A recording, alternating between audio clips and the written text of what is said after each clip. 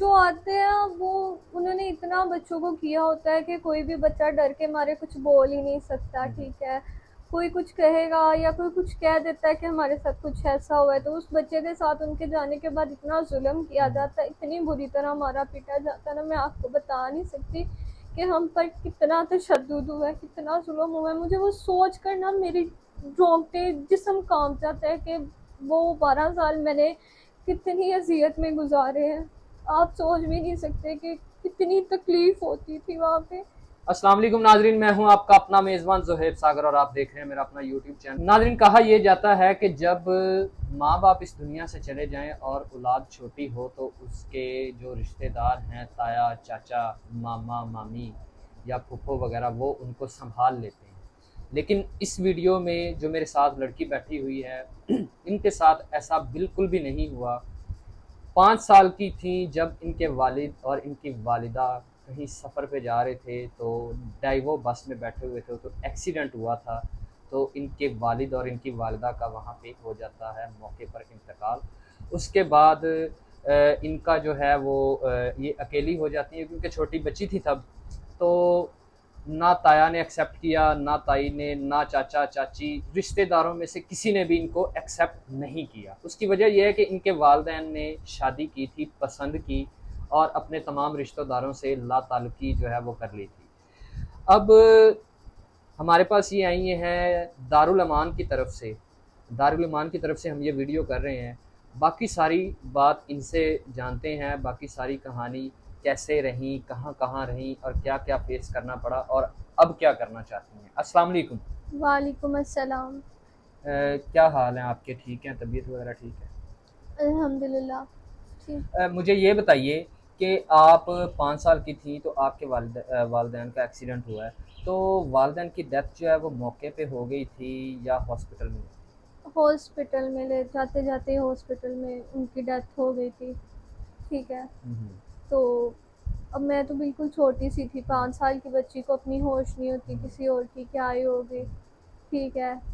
तो मेरे बाबा की आइडेंटिटी से उन्होंने हमारे घर का पता लगाया कि वो मैं कहाँ रहती हूँ, ठीक है। मेरे किसी भी रिश्तेदार ने हमें एक्सेप्ट नहीं किया, ना मेरे ताया, ना चाचू चाची, किसी ने भी नहीं किया, ठीक है। दादियाँ होती हैं वो अपने बच्चों को, पोतों पोतियों को इतना प्यार करती हैं, लेकिन उन्होंने भी साफ इनकार कर दिया, ठीक है। और हमारे साथ जो जहाँ हम रहते थे, मेरे बाबा ने जहाँ रेंट पे घर लिया हुआ था, तो जो हमारे मालिक मकान थे ना, जी जी। उन्होंने मुझे यतीम खाने छोड़ा है, ठीक है। 5 साल की उम्र से मैं यतीम खाने रह रही हूँ। जब मैं 12 साल की हुई तो उन्होंने वहाँ से मुझे दारुल अमान भेज दिया। दारुल अमान में 10-12 साल रही हूँ, ठीक। दारुल अमान में आप 12 साल रही हैं। दारुल अमान में 12 साल की ज़िंदगी कैसी थी? कैसे वहाँ पे जो है वो अंदर के हालात होते हैं और किस तरह से वहाँ पे जो है वो लड़कियाँ रहती हैं? बहुत बुरा सलूक किया जाता है बच्चियों के साथ वहाँ पे, ठीक है। वो बच्चों को पढ़ाई नहीं करवाते, कुछ भी नहीं करवाते। सिलाई सिखाई है उन्होंने मुझे, ब्यूटिशियन का काम सिखाया हुआ है, ठीक है। लेकिन अगर उन्हें कहा जाए कि पढ़ाई करनी है या कुछ करना है, तो वो कहते हैं कि तुम लोगों के माँ बाप तो मर गए हैं, ठीक है, तुम लोगों को हमारे सर पर छोड़ गए हैं, ठीक है। और वहाँ पे जो हमारी देखभाल करने के लिए होती है वो इतनी जालिम होती हैं कि वो ये नहीं देखती हैं कि बच्चियाँ हैं कैसी हैं क्या नहीं है, ठीक है। वो इतना जुल्म करती हैं, इतना उन्होंने मतलब मारा पीटा। मुझे पता है मैंने इन 10-12 सालों में कितनी अजियत झेली है, ठीक है। अब मैं बड़ी हुई हूँ तो उन्होंने कहा है आप चली जाएं, आप अपना करें, अपना करें, अपना खाएं, अपना पकाएं। तो मेरे पास तो अभी कोई ऐसी जगह भी नहीं है जहाँ मैं चली जाऊँ, जहाँ मैं रह सकूँ, ठीक है। तो मुझे मैं ये बताएं कि ये जो आपको वहाँ पे मारा जाता है, पीटा जाता है, तो कोई कंप्लेन वगैरह नहीं की कहीं पे भी? ज़ाहिर सी बात है, चेक एंड बैलेंस होता है किसी भी दारुल अमान में। वहाँ पे हमारे वज़ीर होते हैं, वज़रा हज़रात, वज़ीर आला और भी जो है इदारों के लोग वहाँ पे देखने के लिए आते हैं। जो आते हैं वो उन्होंने इतना बच्चों को किया होता है कि कोई भी बच्चा डर के मारे कुछ बोल ही नहीं सकता, ठीक है।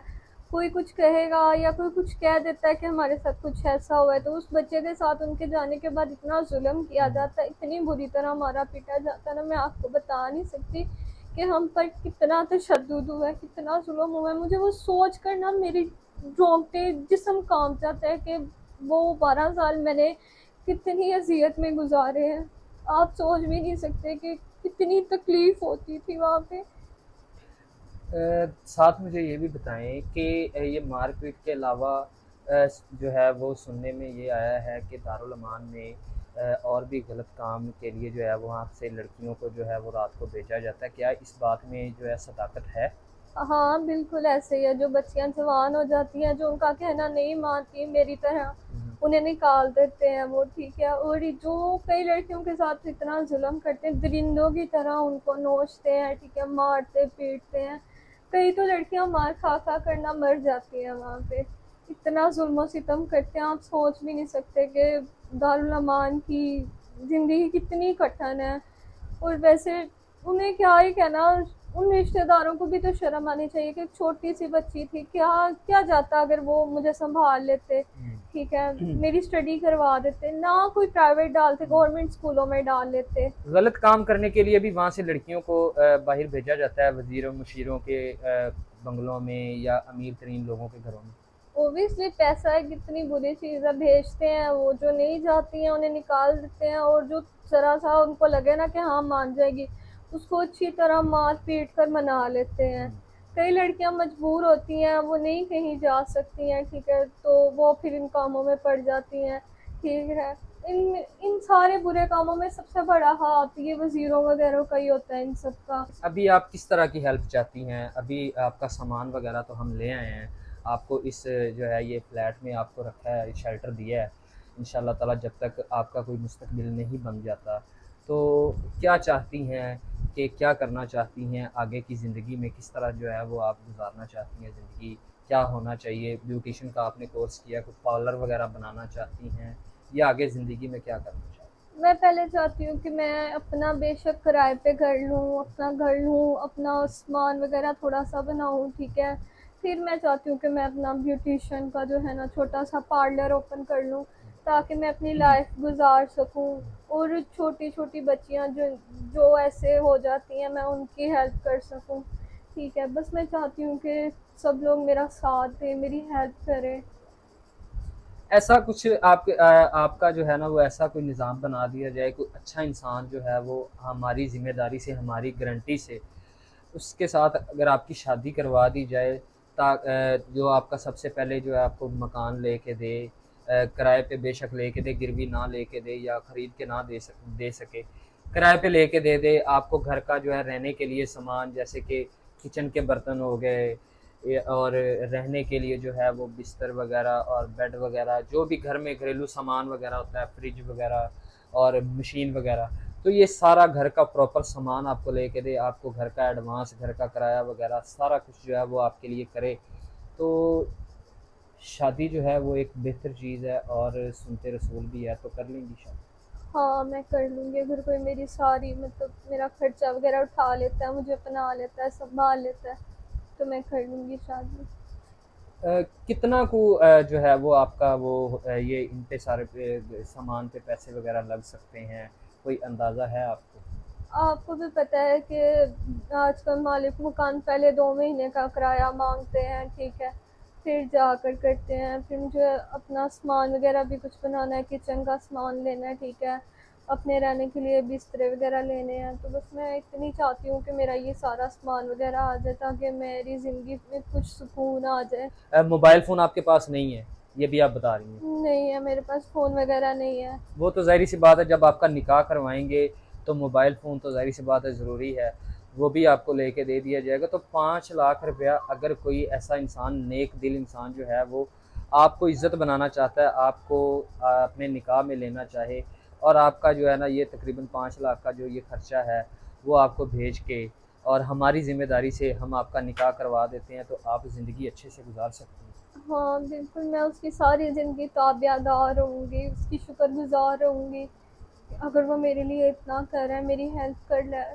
ठीक है। ज़िंदगी पहले इतनी कठिन है, शादी के बाद क्या पता सुकून हो जाए ज़िंदगी में। तो ब्यूटी पार्लर खोलना चाहती हैं? हाँ मैं ब्यूटी पार्लर खोलना चाहती हूँ, ताकि मैं उनसे गरीब लोगों की मदद कर सकूँ, जो बेसहारा होते हैं, ठीक है, जो बच्चियाँ रुल रही हैं, ठीक है, मैं उनकी हेल्प करना चाहती हूँ। इसलिए मैं पार्लर से जो भी आया करेगा, ठीक है, वो मैं गरीब लोगों की मदद में लगाया करूँगी। इंशाल्लाह आप परेशान ना हो, आप एक जो है अच्छे प्लेटफॉर्म पे आ गई हैं, और हमारी वीडियो जो है वो ऐसे बहुत सारे जो है ना वो लोग देखते हैं जो दर्द दिल रखते हैं और सहारा जो है वो देना जानते हैं, लड़कियों की, औरतों की, बच्चियों की इज़्ज़त करना जानते हैं। तो इंशाल्लाह ताला आपका एक अच्छा घर जो है वो हम बनाएंगे, बेफ़िक्र रहें। और एक बात आपसे ये भी करनी थी कि ऐसे लोग भी हमारी वीडियो देखते हैं जो कि दूसरी तीसरी शादी करना चाहते हैं अल्लाह की रज़ा के लिए, और सारा आपका ख़र्चा वगैरह अफोर्ड करेंगे। तो आपको कोई उम्र से या कोई दूसरी तीसरी शादी से कोई मसला तो नहीं है? नहीं, मुझे कोई एतराज़ नहीं है। बिल्कुल ये मत सोचिएगा कि आप मजबूर हैं तो मजबूरी में जो है वो दूसरी तीसरी शादी वाले से आप शादी कर लेंगी, ये बिल्कुल ना सोचिएगा। अगर आप दूसरी तीसरी वाले से शादी नहीं करना चाहेंगी तो कोई मसला नहीं, आप अपने दिल से बताएं कोई मसला है तो भी, नहीं है तो। नहीं, नहीं, मुझे कोई मसला नहीं है। अल्लाह की रज़ा के लिए अगर वो मुझे अपना रहे हैं, मुझे इज़्ज़त दे रहे हैं, माशरे में अपना नाम दे रहे हैं, तो इससे बड़ा और क्या ही काम होगा, इससे बड़ा क्या मुकाम देंगे वो मुझे। मेरे लिए बस इतना ही काफ़ी है। बस मैं चाहती हूँ कि वो जो मैंने लाइफ गुजारी है ना, वैसी लाइफ मैं दोबारा नहीं करना चाहती। मैं बहुत अजियत से गुजरी हूँ, प्लीज़ मेरी हेल्प करें। आपको खुदा का वास्ता है, मेरी हेल्प करें। जी तो नाजरीन, आपने सारी बातें सुनी हैं कि दारुल अमान में किस तरह से जो है वो लड़कियां रहती हैं, क्या क्या सलूक होता है। और ये बहन भी उधर से जो हैं वो आई हैं और रो रही हैं इतनी ज़्यादा, वीडियो में भी आप देख रहे हैं काफ़ी ज़्यादा परेशान है। ब्यूटिशन का कोर्स जो है इन्होंने किया हुआ है, ब्यूटी पार्लर भी खोलना चाहती हैं। सबसे बड़ी बात यह है कि शादी करना चाहती हैं और इस टाइम रहने के लिए इसके पास घर नहीं है, खाने के लिए राशन नहीं है, पहनने के लिए कपड़े नहीं हैं। अगर कपड़े होते तो इनके सर पे दुपट्टा ज़रूर होता। और सबसे बड़ी बात यह है कि कोई भी अगर ऐसा इंसान वीडियो देख रहा है जो इसको इज़्ज़त देना चाहता है और अपना नाम देना चाहता है और इससे निकाह करना चाहता है तो नाजरीन ज़रूर रब्ता कीजिएगा। किराए पे घर लेके देना है, अर्जेंटली फौरी किराए पे घर लेके देना है, घर का सामान लेना है। तकरीबन 4.5 से 5 लाख का ये ख़र्चा है टोटल। आप जैसे जो इनसे निकाह करना चाहता है, इज़्ज़त से बढ़ के कुछ नहीं होता। 5.5 लाख, 4 लाख, 5 लाख रुपया कोई बड़ी रकम नहीं है। अगर इतने पैसों से एक लड़की की ज़िंदगी जो है वो बदल सकती है, अच्छाई की तरफ आ सकती है और इसको एक घर बन सकता है, घर मिल सकता है, अच्छा शौहर मिल सकता है, तो ज़रूर रब्ता कीजिएगा। मुझे दीजिए इजाज़त। अल्लाह निगहबान।